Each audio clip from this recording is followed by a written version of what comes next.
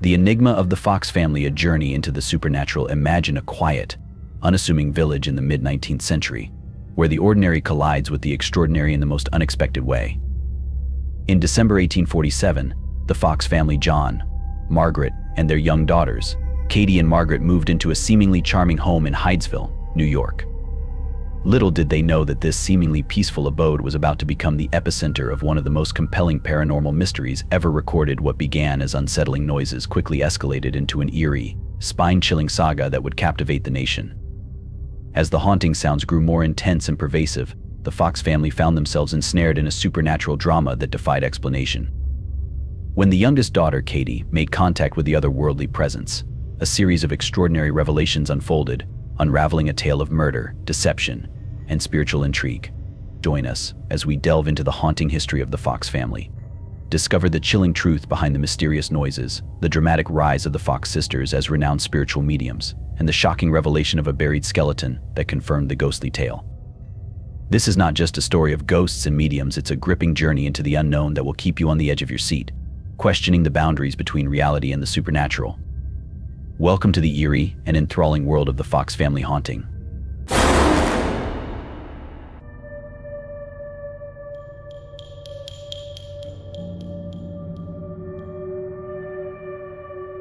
On December 11th, 1847, when the Fox family, consisting of the father John Fox, his wife Margaret, and their two daughters, Katie and Margaret, moved to a house in the village, which was known among the villagers as a haunted house due to many rumors about strange noises coming from it. Even the previous tenant had left the house for this reason. At first, the family began hearing strange sounds and movements in the house, which caused fear and panic, especially for the young daughters, who refused to sleep in a separate room and moved to their parents' room. The noises were sometimes so loud that the beds and chairs would shake. The family tried in vain to find the source of the sounds, and this continued until the night of March 31st, when little Katie spoke to the hidden source of the sound, asking it to repeat her finger taps.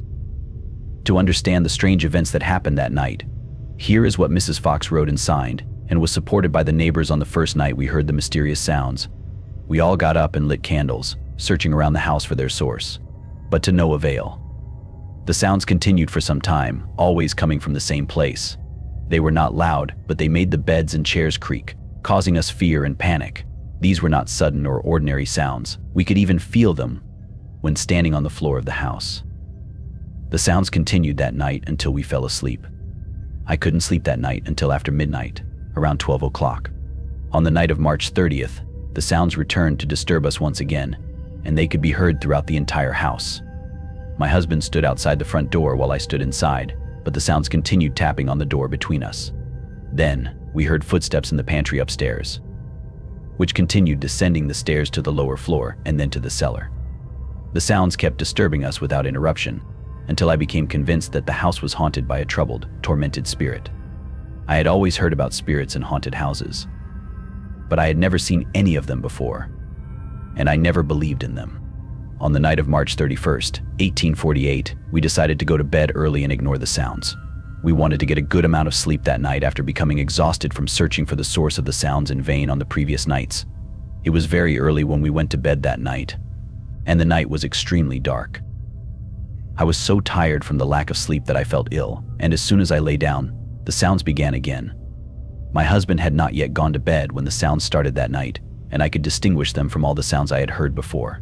My young daughters, who were sleeping in the other bed in the room, began mimicking the sounds by tapping their fingers. My little daughter Katie suddenly said, "Mr. Invisible Footsteps, do as I do," and then clapped her hands. The response came quickly, with the same number of claps. When Katie stopped clapping, the mysterious sound stopped for a short while. Then, my other daughter, Margaret, as if playing a fun game, addressed the hidden sound, "Now do exactly as I do. Count 1, 2, 3, 4, clapping her hands. The response came quickly, with the same number of claps. However, Margaret was too scared to repeat it. Then Katie said in a childish tone, "Oh, Mom, I know the secret of the mysterious sounds. Tomorrow is April Fool's Day, and it seems like someone is trying to trick us." Then, I had an idea that I could perform a test that no one in the area could know the answer to. I asked the sound to knock the number of years of each of my daughters' ages separately, and the answer came quickly and accurately. The ages of both of my daughters were given precisely. with a pause long enough to separate the ages of the two girls. Then, the sound stopped again for a longer period, and after that, it knocked 3 times, which was the age of my daughter Leah, who had passed away. Then I asked again, "Is it a human being who is answering my questions correctly?" But I received no answer, and the sound stopped. I asked again, "Is it a spirit? If so, answer with 2 knocks," and the response came quickly with 2 consecutive knocks. I continued, asking, "If you are a troubled and tormented spirit, answer with 2 knocks," and again, the answer came quickly with a strong sound that shook the house. I asked again, "Where did your suffering occur? Was it in this house?" The answer came in the affirmative, with 2 consecutive knocks as before. "Is the person who caused your suffering still alive?" I asked again, and the response confirmed this with 2 knocks. In this way, I was able to learn that the spirit was of a 31-year-old man who was murdered in this house and whose body was buried in the cellar.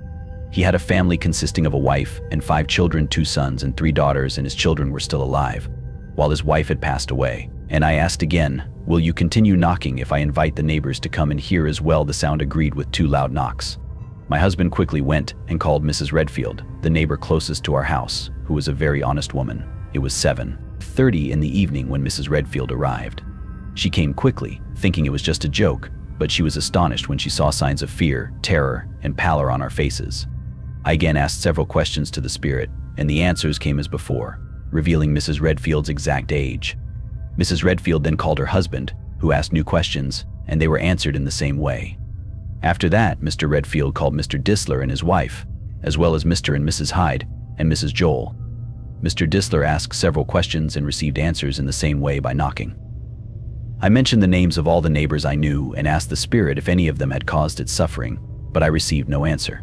Then Mr. Disler asked, "Were you murdered?" The response came loudly and continuously.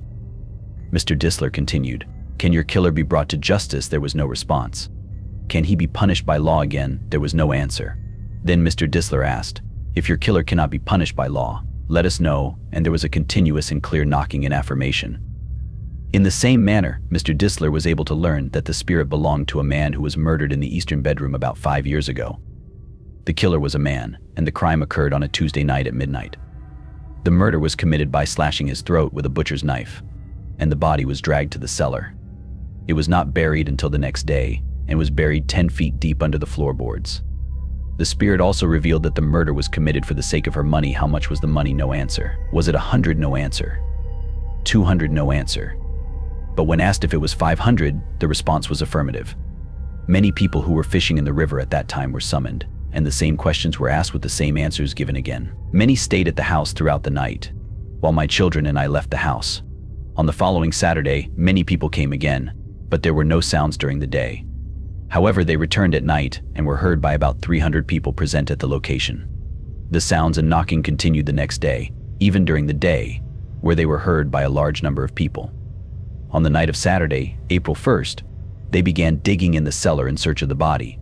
They dug deeply but found nothing until they reached the water, so they abandoned the excavation. The sounds disappeared on that day and the following night, which was Sunday. I do not believe in haunted houses or spiritual manifestations, and I am very sorry for the disturbance this situation has caused, which in turn brought us much trouble due to our unfortunate luck in living in this house. However, I am genuinely eager to know the truth and to have an accurate and impartial report written about what happened here. I no longer keep track of the days when the knocking and sounds start, but I know that the sounds occurred continuously, and my children and I heard them again on April 4th. What happened next was that the neighbors managed to establish a code with the spirit by substituting the number of knocks with letters. They were able to determine that the spirit belonged to a person named Charles Rosna, a peddler who was murdered in the house 5 years prior. The neighbors resumed digging in the cellar during the summer and discovered strands of human hair, several human bones, and teeth, but they did not find a complete body. As for Mrs. Fox, it was reported that her hair turned completely white after that terrifying night. Regarding the 2 girls, one was sent to her brother's house and the other to her married sister's house, where they lived separately from the family. To everyone's surprise, strange knocking sounds began in the 2 houses where the girls had moved, leading to the realization that the girls were naturally spiritual mediums. Because of them, the mother and the neighbors were able to communicate with the spirit. Indeed, these 2 sisters, along with their older sister Leah, became famous spiritual mediums. Known as the Fox sisters, they gained widespread attention, and their spirit seances were held in major theaters, attended by large crowds of people until their deaths. Margaret, Katie, and Leah In 1904, 56 years after the first time the sounds were heard and after the deaths of all the sisters, a complete skeleton of a man was accidentally discovered buried in the cellar of the Fox family home in Hydesville.